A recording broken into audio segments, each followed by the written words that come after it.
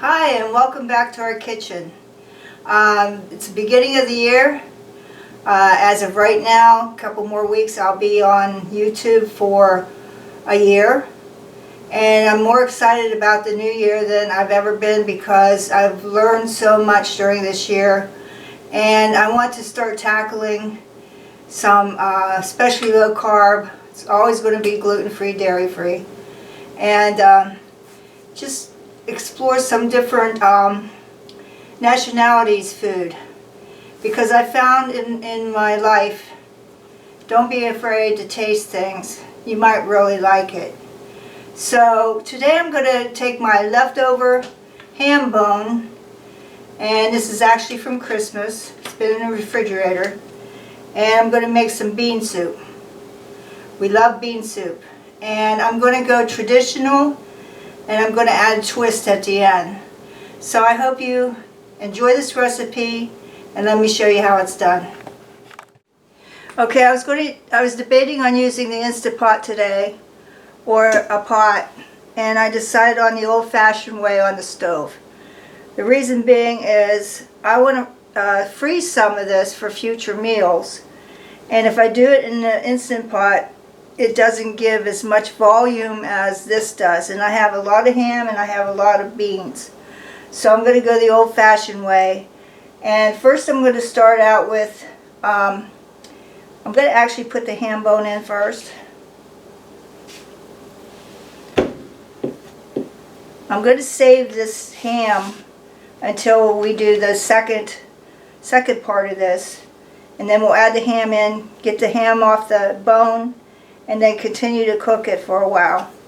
Now right here I bought a bag of 15 bean soup. 15 bean soup. It's Hearst, or no, yeah, it's Hearst.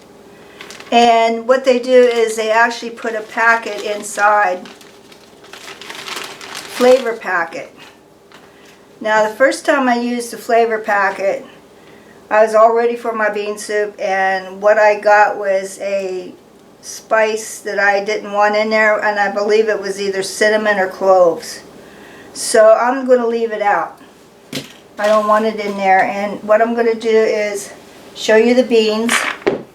There's all kinds of little beans in here, which means it's not going to take that long to cook as much as if I had the white northern beans or something like that. Now I've soaked these overnight and rinsed them off and checked for ones that didn't look right or stones or whatever they have in them.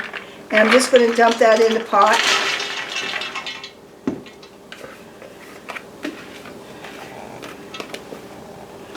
And then here I had a couple rosemary leaves that I had left over from Christmas, and actually I had some thyme, fresh thyme.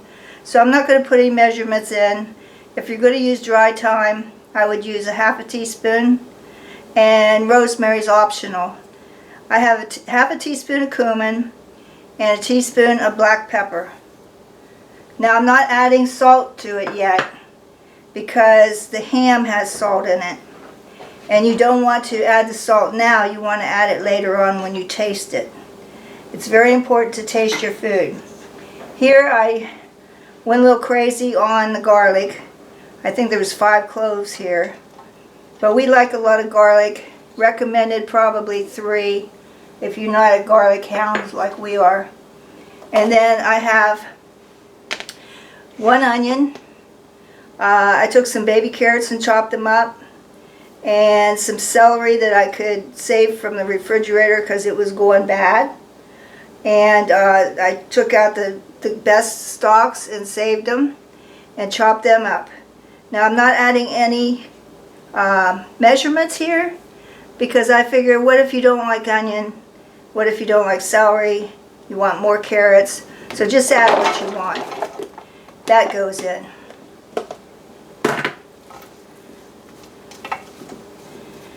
Put that down in there. And I got pepper all over my fingers. And now I'm going to add, there's 8 cups of broth in here. This is chicken broth.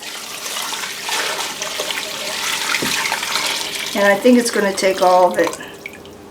Yeah, I did. In fact, I might want to add a little bit more water. I'm going to keep an eye on it. No, I'm going to add more water. Give me a second. I just want to bring that level up a little bit more.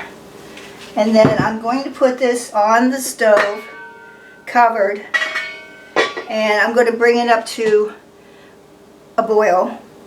And then I'm going to lower it down to simmer, and we're going to simmer it for an hour. And then we're going to check the beans and the ham. Because like I said, there's a lot of little beans in here. We might not even have to cook it for any more than that. So I'll see you back here after this is cooked an hour. Okay, this is how it looked like. I actually let it go for an hour. And then I took the bone out, and then I let it cool. And I put the ham from the ham bone and the ham I had on a paper plate that I picked earlier, and I put it all in here. This soup actually went for 2 hours because of the fact that the beans weren't done. And this is what it looks like. If you want it thicker, there's many ways you can do that. You can add a can of mashed white navy beans or whatever can you have, and then you could add some, now this is not low carb, but you could add some mashed potato flakes, dried ones that you should have in your cupboard, or you can get the immersion blender that sits down in there and grind some of it up. But this is okay for us. I'm going to dish it out for you, and I'm going to show you the extra ingredients I added to it to make it more flavorful at the end. I'm back, and I wanted to show you the extra ingredients I put in this soup. I noticed that when I make bean soup, everybody goes for the added ingredients. It might be garlic salt, it might be garlic powder, onion powder, whatever. My preference is a dollop of ketchup and some Worcestershire sauce. So I was thinking, and I go, why don't I just add that into the soup? So what I did is I took my famous Dijon mustard. I did a tablespoon of that, and I did a tablespoon of gluten-free Worcestershire sauce. My label's kind of gone on that. And I hit it with some Tabasco, but I keep this out for people that want more heat.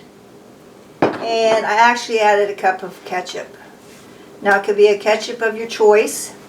Find your low sugar, low carb ketchup and use that. And then I bring it up and I'm going to dish it out. A lot of meat in there. Like I said, I'm going to freeze some of this for later dishes because you can only stand so many leftover beans.